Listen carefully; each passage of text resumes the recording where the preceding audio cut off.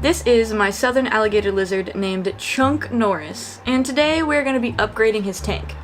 There is just one slight problem. Okay. Oh. Can I have you come this way? Ooh. I'm aggressive. How spicy are we today? How do we feel about salt? We just don't like hands. Yeah, you don't like my finger. Can I pet you with the sock? Yeah, see, not too bad. Can I pick you up with the sock? So after finally wrangling him, it was time to put him away and start this challenge. So for today's challenge, I went to multiple stores and I got only discount items. So for this tank, we will be only using things that were 50% or under, except for one. I will say one of them was full price, but when you see it, trust me, you'll be like, yes, good job for getting that at full price. So the items that we have are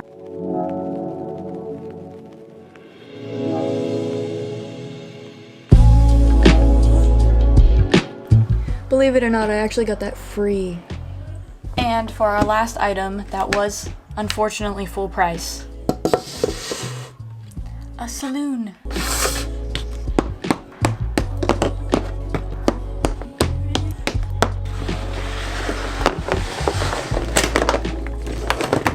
For this saloon, I wanted it to look rustic and weathered while not distracting from the UV accents that I'm going to add later on. I started off with a wash of an orange, red, brown paint, also known as red oxide. I wanted to keep the accents of the wood while also giving it an old-timey weathered look. Usually a wash like this brings out the darker accents while still keeping the texture, since most of the paint is going to collect in the deeper crevices of the wood grain. I was trying to go for a rain weathered look, but you'll have to let me know how I did in the comments. I was just kind of messing around and wasn't really sure what I was doing. Once that was dry, I moved to the slanted roof, which I just ended up painting a dark red. In all honesty, it was tough to figure out what to paint the rest of the saloon. I wanted to have colors that didn't clash but supported the future UV accents. So for the rest of the house, I ended up painting it various shades of blue with dark yellow, and last but not least, the windows, which I painted a darker orange that I knew would still shine under the UV light too. After all of this was done and dry, it was time to paint the UV accents.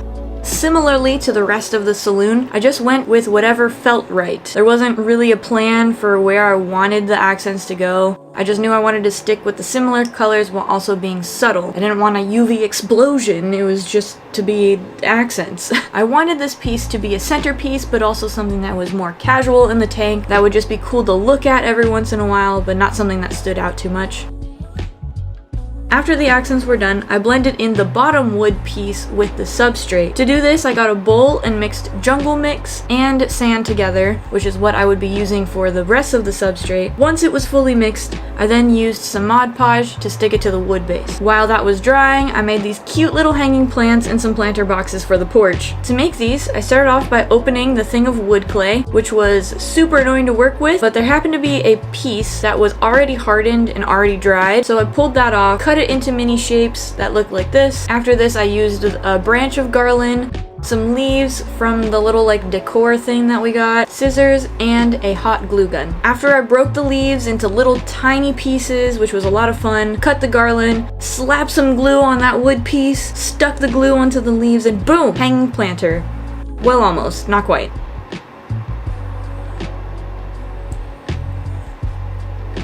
Now we have a planter. After that, I glued some moss onto the saloon and then this little bundle of sticks that I made because I just thought it was super cute. I interrupt this video for a quick PSA. I have a new channel. Well, it's a section of my channel that I broke off into a new channel. It's called Spontaneous Adventure. Me and some friends have been working on it for a little bit now, and I'm very happy to share it with you guys. I found this nice little piece of wood for this tank specifically, and it was a cute little, quaint adventure. If you like casual adventure videos where me and my friends, who are not the most athletic, but we try, go out and explore random places and find cool things, like I really like bones. If you are interested in that, click the info card, it'll take you right over to the channel and you can subscribe. subscribe. Now, back to the video. Now I'm going to show you guys how I made these little tiny trees. So first I took some hot glue, my metal shears, and some garland that I got. I cut it down into little tiny shapes, cut some of the sprigs off of the garland, glued them onto the bigger piece that I had already cut. After this, I just shaped them, and then you're kind of good to go. You have some mini Christmas trees to make a little tiny forest. It was super cute. Now it's time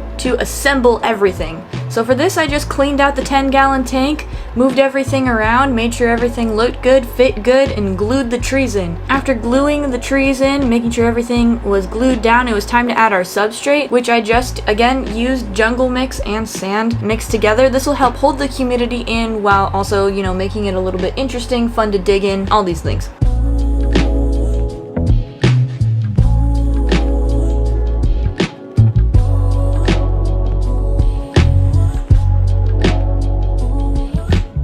And then it was time to add Chunk.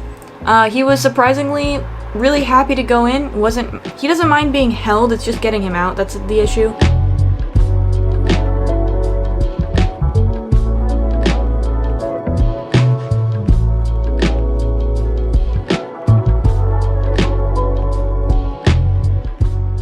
If you would like to see more pictures and videos of Chunk, you can check out my Instagram. I do post quite often of my animals, probably more than I should, but whatever. If you liked today's video and you like to see more of these build challenges, please hit subscribe, follow for more. I have a ton more of these coming up, including a 55-gallon fish tank that I just finished. Subscribe for random build challenges, I guess, and other random things like this wood hide that I made that I didn't end up using. So yeah, anyways, goodbye.